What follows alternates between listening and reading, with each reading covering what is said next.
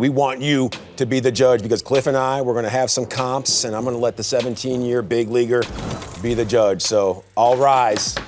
The Honorable Cliff Floyd is in the building right now. You can be Judge Mathis, Judge Wapner. You can even be Judge Steve Harvey when it comes to the Miss Universe pageant. You ready to roll on that one? Mathis or Steve? I'm going with Steve. Judge Judy, she makes more money than anybody on television. I don't want to be Judge Judy. Okay, it's not all about the bread for Cliff. It's all about making sure that justice is served. So are you ready to roll with some of these comparisons? Let's go. Okay.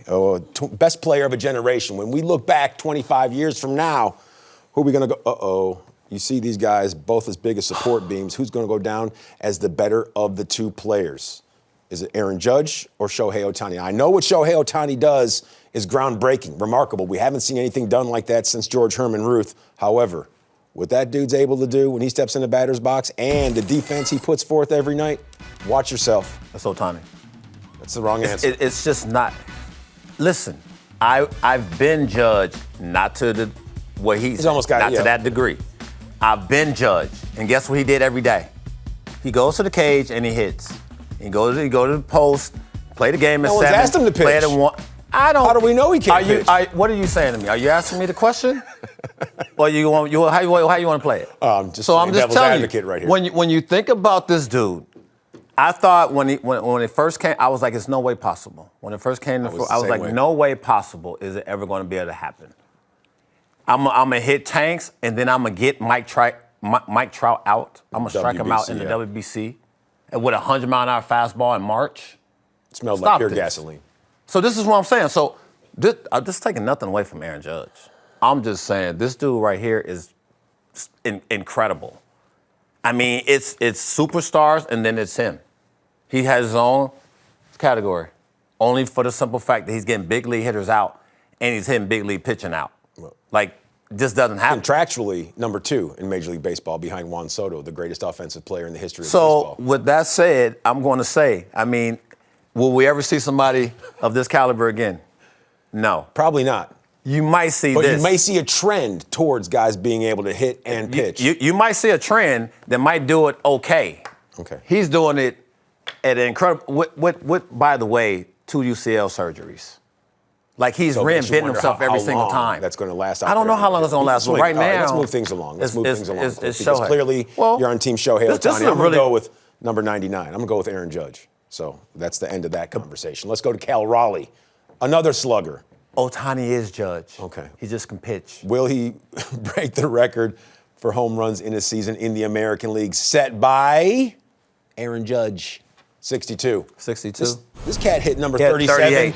And 38 last night. And number 38, not only did number 37 give him a 2-run cushion, it was a solo stroll, but then he hit a grand slam. What are we doing here? The big dumper? He's dumping, no doubt. So, Notch, he's what? 1 off from Barry Bonds, set the record before the All-Star break? That's 81 games. There's a difference, but either way, the number's still gaudy. It's still gaudy. You know what? I mean, Dan Wilson, their manager, said this is every night. I mean, you make mistakes to this guy from both sides of the plate. And his swing path is so good, he can go. That swing path right there looks like it was going to go to center field, it goes to left field. I mean, from the right side, it's just, he has the home run swing. Right? It's almost like the perfect swing. So I'm going to say yes. Yes, he breaks the record. That's unbelievable. I mean, just he had 38. Right now, he's on the cusp of potentially having 40 home runs with 2 more games ahead of the All-Star break. And they play in Detroit. Not even playing in a small ballpark. He plays in a big ballpark out there in Seattle, too. T-Mobile Park is no slouch. Okay. So he's doing it. Okay, let's move things along. Are you a wrestling fan?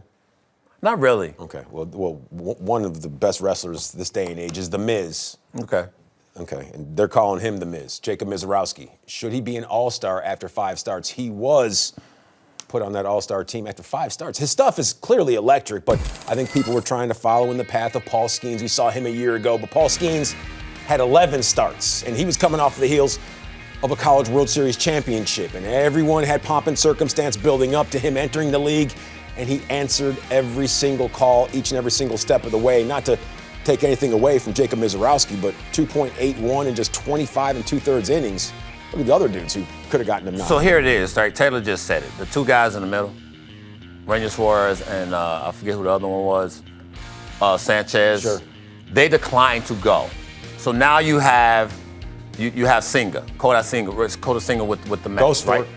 My point of it is, even Singer has 77 innings. When you look at the Miz, he's sitting there with 15, 25.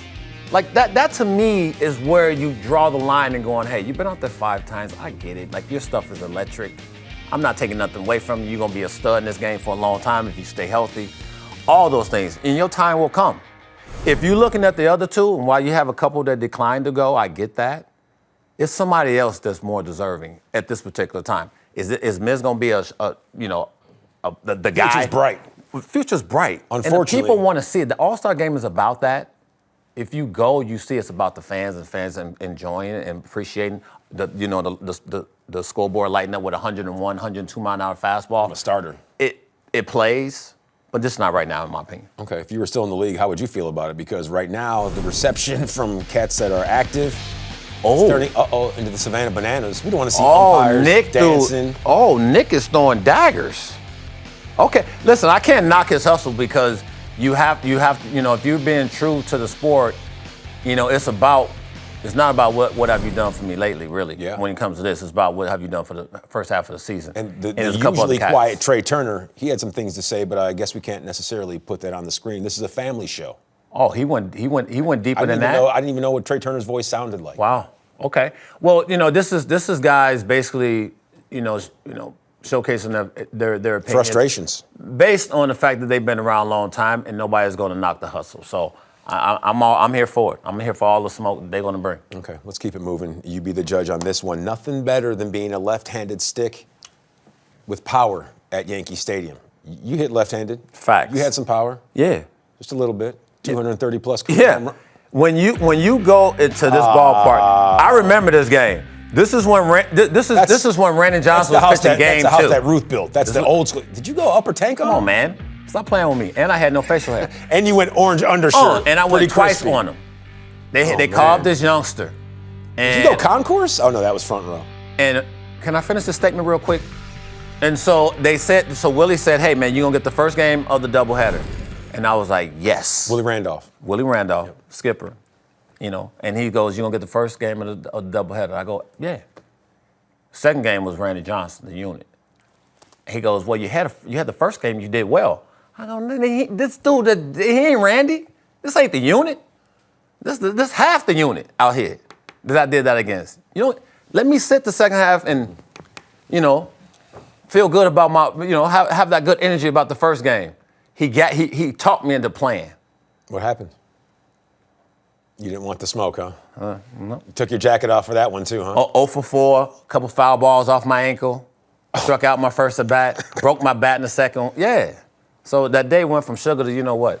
Randy was out there. He was taking pictures of you as you were walking back to the dugout, huh? He's a fine photographer for the Associated Press, for those. It just wasn't a good second half of the doubleheader.